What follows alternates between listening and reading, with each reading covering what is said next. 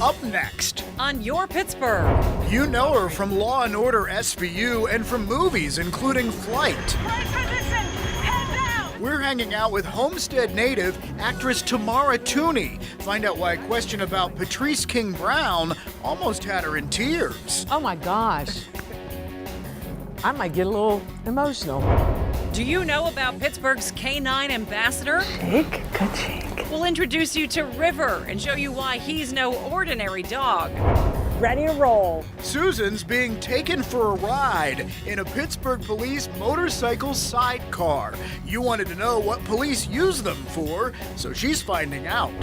Plus, from former funeral home to dining hotspot, David and I check out a place where the vibe is just as tantalizing as the food. Ooh. Ooh. And ever want to live in a tiny house? We're touring ones made right in our area. And we're going to take you inside some really cool ones. Wait until you see this. From KDKA-TV, this is Your Pittsburgh with David Highfield and Susan Copen. Hi, everybody, and welcome to Your Pittsburgh. I'm David Highfield. And I'm Susan Copen. We're going to begin tonight with an actress and singer who grew up in Homestead. You've probably seen Tamara Tooney on TV or in the movies. Absolutely. Well, I had a chance to talk with her. Wonderful woman. And one of the things I learned is that someone who's a special part of our KDKA family was also important to Tamara. For years, she was on NBC's Law & Order SVU. Officially, you aren't here, but I wanted to give you a heads up. She played Jessica Griffin on the CBS soap As the World Turns. Shell shock would be like an accurate description. She was in the movie The Devil's Advocate, and she had you on the edge of your seat in the film Flight with Denzel Washington. I love you, Trevor. You be a good boy. Mommy loves you. But I got to see the musical side of Tamara Tooney It's times like this. as she practiced for her recent cabaret at City Theater on Pittsburgh's South Side. Gonna run all night. Gonna run all day. She sang songs connected to the Burgh. After all, she's from here. She grew up in Homestead. There's a plaque in her honor at her high school. I went to Steel Valley High School, proud of it, go Ironmen. Back in high school, she was an athlete. Her family ran a funeral home, which may actually have prepared her for one of her most popular roles. I grew up in a funeral home, so I was very comfortable in the morgue. She played medical examiner Melinda Warner on Law & Order SVU. If force was used, the bruising would have shown post-mortem. After so many seasons, I had to ask. And did you pick up crime-solving techniques? Like, could you solve a crime now? Well, you know, I probably could. You know, because I actually was the smartest one on the show. No, not really. After high school, she attended Carnegie Mellon's School of Drama. We caught up with her in 1994 as Pittsburgh-born actors posed for a picture on Broadway. I think this is a hoot. It's excellent. She remains a rabid Steelers fan, and when she's in New York, she watches the games with other fans at a popular Steelers bar called Hibernia. Everybody's in their black and gold, and you know, and people are very, very serious, so it's a great time. She's had many roles over the years, but people most often mention two. Oh, I love you on Law and Order, and then on the side they'll slip in and go, and I loved you as Jessica on As the World Turns. Ladies and gentlemen, fasten your seatbelts now. Fasten your seatbelts securely now. It's her role in Flight I wanted to know about. She says she actually got bruises as they rocked the plane back and forth. The whole aircraft would go boom, boom, you know, and it would just throw us everywhere. I mean, it was throwing it. It was great. And then they put us in the rotisserie. That's what I like to call it. That's when they turn the plane upside down. Tamara is enjoying her success and remembers the people who inspired her, including retired KDKA-TV anchor Patrice King Brown. Oh my gosh. I might get a little emotional, weepy. At age 16, Patrice became Miss Teenage Pittsburgh and a runner-up in the national pageant. As a young girl, Tamara was watching and says it was a moment that helped shape her. She was the first African-American woman that I ever saw in a beauty pageant. She was breathtaking. It definitely was a role model, I think, situation for me as a young black girl. Tamara says growing up in a city known for steel has instilled in her an unbreakable spirit, and she's grateful. We call ourselves Forged by the Fire because having grown up in this community just gives you a certain kind of strength and affords you to be able to grow and do whatever you decide to pursue or dream. Such a great voice. So did you tell Patrice? I did. I called Patrice. I told her what Tamara said. She said she's really, really honored and touched that she would have that effect on her. Yeah, for sure. Okay, Mark Cuban investing in his hometown, another location for a popular breakfast spot, and Tesla wants to put you behind the wheel. That's just some of what's happening as we check out what's new in the Burgh. A place known for breakfast is expanding. Waffles and Caffeinated has opened its third location near North Allegheny High School in McCandless. They're also in Beaver and on the south side, and they want to open a fourth location near Market Square. Waffles go well with bacon, and that's the name of a popular restaurant in Carnegie, which is also expanding. Bacon has become a hit by creating a menu where the pork product is the star. They plan on opening a second location in a shopping center to be built along Route 19 in Marshall. Just down the road from that, Tesla is getting ready to open its first full electric car dealership in our area. It'll be where the Ethan Allen furniture store used to be. Tesla already has a store in Ross Park Mall. There's a $3 million plan to renovate the old train station in Wilkinsburg. The historic building has been vacant for 40 years, but money is being raised to transform it. The hope is to attract a cafe, a gallery space for artists, and a bike share station. Speaking of renovations, work is done at the old Federal Reserve building downtown. It's now the city's first Drury hotel, a chain based in St. Louis. There's more than 200 rooms and some historic touches. Beyond the original bank vault doors are meeting rooms, and the old gun range is now a swimming pool. Rooms start at $169 a night.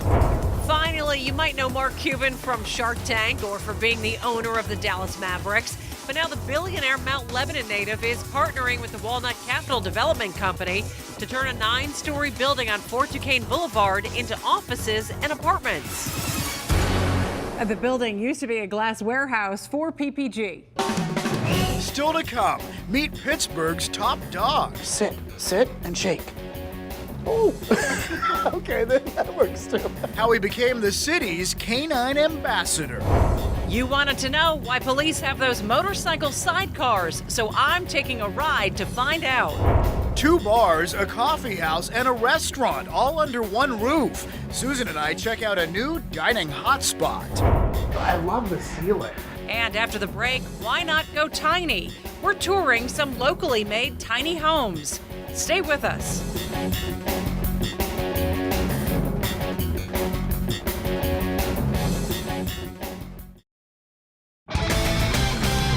Welcome back to Your Pittsburgh, honored with 2 Mid-Atlantic Emmy Awards.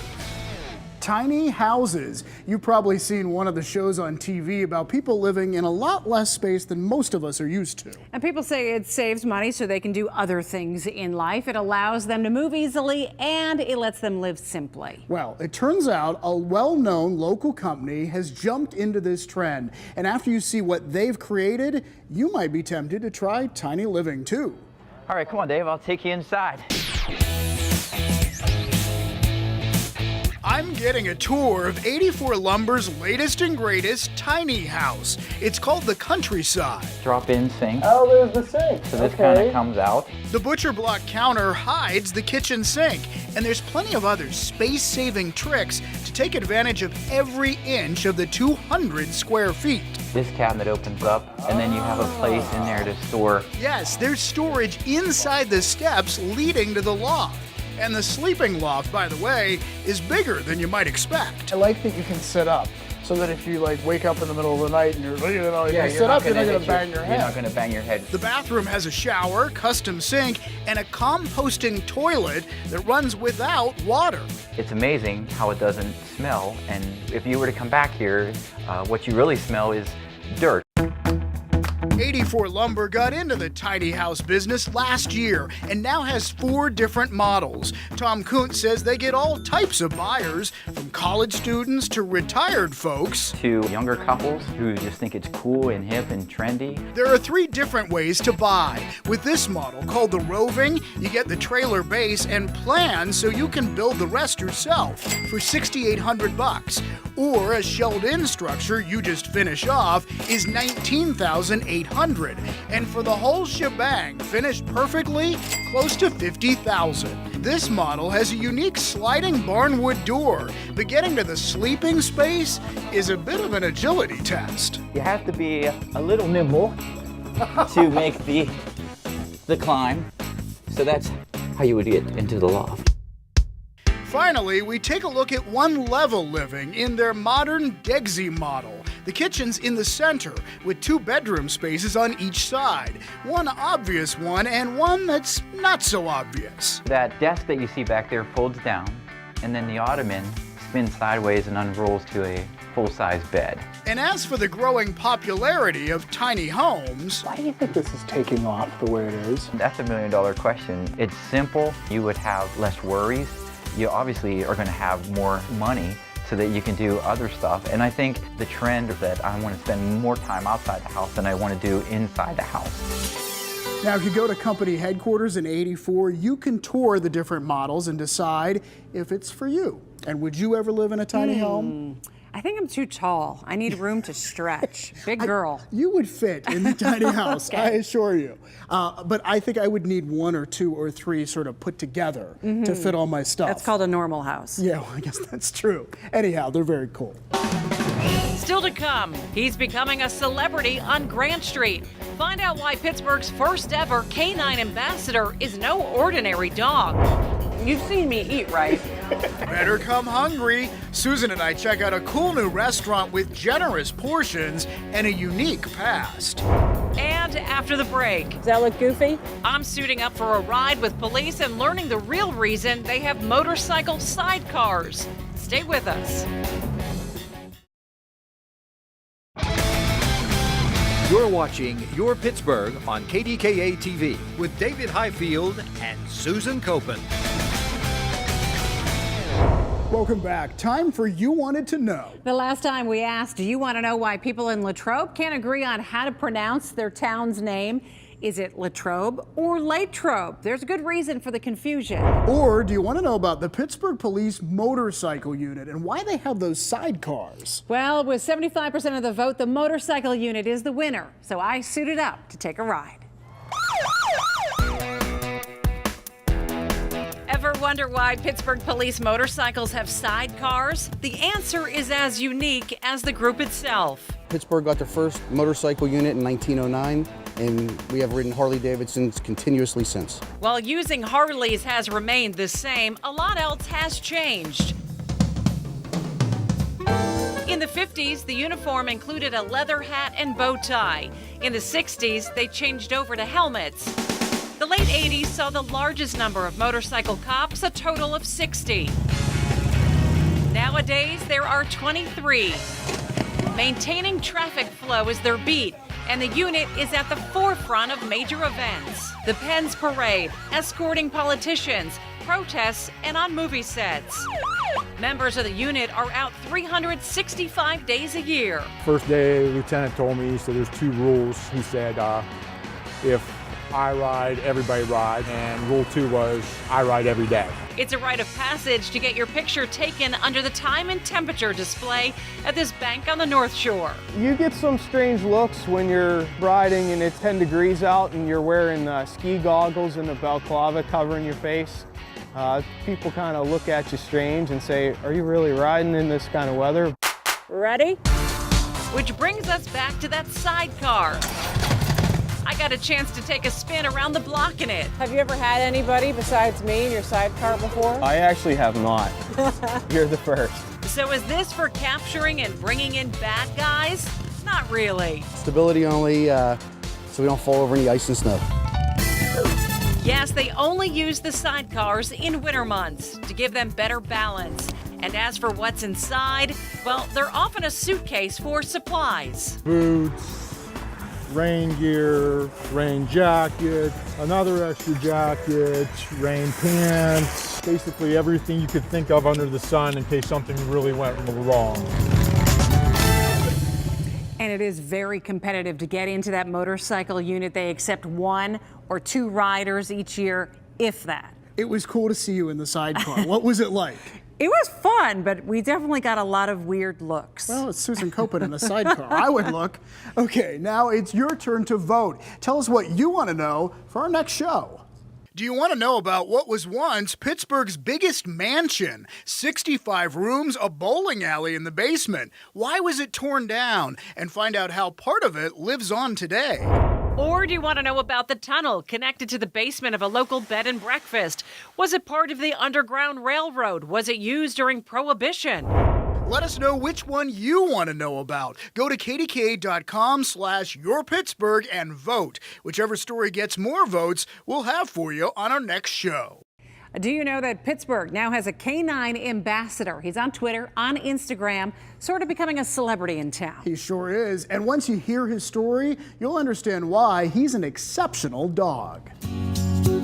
Go to Pittsburgh Mayor Bill Peduto's office these days, and there's a good chance this guy will be steaming up the glass waiting to greet you. Shake, good shake. Meet River, Pittsburgh's first ever canine ambassador. You're so cute. Since starting working here a few months ago, River has completely changed the dynamic here on the 5th floor. That's right, buddy. The mayor says River has had a therapeutic effect. It's hard not to feel a little bit less stress when there's a dog around. Go see Uncle Sam. Uncle Sam's one of his favorites. Yes, he is. Yeah. River even sits in on some meetings. River usually goes in and works the room, says hi to everybody, keeps everybody entertained for a little bit. River belongs to Katie O'Malley, Assistant Communications Manager in the mayor's office. He landed this gig after his original career path took a turn. You see, River was being trained by a group in Cincinnati called Circle Tail to be a service dog for people with disabilities. But there was a problem. As it turns out, River is a little too social and a little too food motivated. He had to be booted from the program, so Katie stepped up. She said, it's a golden retriever. I was like, he's black and gold, and his name's River. And immediately I was like, that's our dog. And that's how River became the canine ambassador of the city with 3 rivers. As you see from his collar, he's a Steelers fan, and while he may not follow my commands exactly... One more, sit and shake. Oh, okay, then that works too. I'm the worst dog trainer. He's actually kind of useful around the office. Good boy. Turning on lights, delivering papers, and while out on walks, even picking up trash and handing it to Katie. Good job. And now we go put it in the trash can. It's my buddy. Go say hi. One of his office favorites is Chief Operations Officer Guy Costa, in part because he likes to find and take Guy's lunch bag. He's a very good dog. He reduces our stress here. And at least on Grant Street, Hi, River. he's become a bit of a celebrity. Hi, River. Making people smile wherever he goes. River wasn't meant to serve one person. River was meant to serve a whole city. And look who's joining us now. It's River. It's River, yeah. Hey, bud. You know, most of the time he is in the mayor's office, but they want to get him out to rec centers and senior centers across the city so everyone can see him. And this cost the city nothing. No. Katie pays for River. River is Katie's dog. And, you know, she told Circle Tail if there's a dog that doesn't work out in the training program as a service dog, she would like to adopt him. And that's how Pittsburgh got a canine ambassador. All right, welcome to the city. River. Still to come, it is time to eat. Susan and I are checking out a cool new restaurant with a unique pass. Stay with us.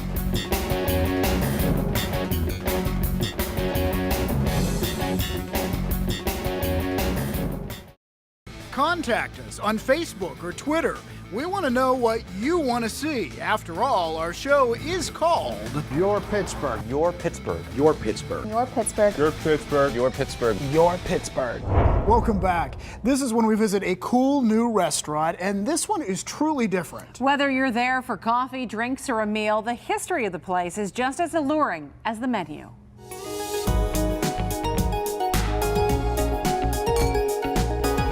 Walk into the Abbey on Butler Street and you'll feel a cool, relaxed vibe. There are 2 bars with craft beers on tap, many locally made. There's also a coffee house. But David and I are here to eat, and we start with appetizers. Delicious corn chowder and a sriracha chicken dip, which packs a kick. Ooh. But it's the main course that really wows us. Oh, look at that. That's good. Wow. David gets pan-seared duck with blackberry barbecue sauce. I try the generously sized coffee-seasoned New York strip. This is the Hungry Man meal. It looks like the Hungry Man meal. This is the Hungry Man meal. We also get a house specialty. I understand why people love this. Mac and cheese with beer-battered fried chicken. Needless to say, David's impressed. Ooh. Ooh. And this place has a story. Originally built as a brass foundry, the building later became a funeral home. Then it sat empty for years before a major restoration. The building has taken on a new life, and it still is a place where people come together to visit those that they care about. There are historical pieces throughout, an organ and pews from local churches, elevator doors from the Jenkins Arcade, which was torn down years ago. But let's get back to food and dessert, a light cake with berry preserves and cream. I give this dessert a 10. And I just want to point out, there was no chocolate in that dessert, and I still loved it. So it tells you how good it really was. And they call the place the Abbey in part because the building's layout resembles a church with a large aisle down the middle. Again, it's in Lawrenceville, and we have more info for you at KDKA.com/YourPittsburgh. And we invite you to join us on Facebook as soon as this show ends. We will be talking live about tonight's program. Just go to the Your Pittsburgh Facebook page, like us, and join in on the conversation. And that's going to do it for us. From all of us here, thanks for watching. We'll see you next time.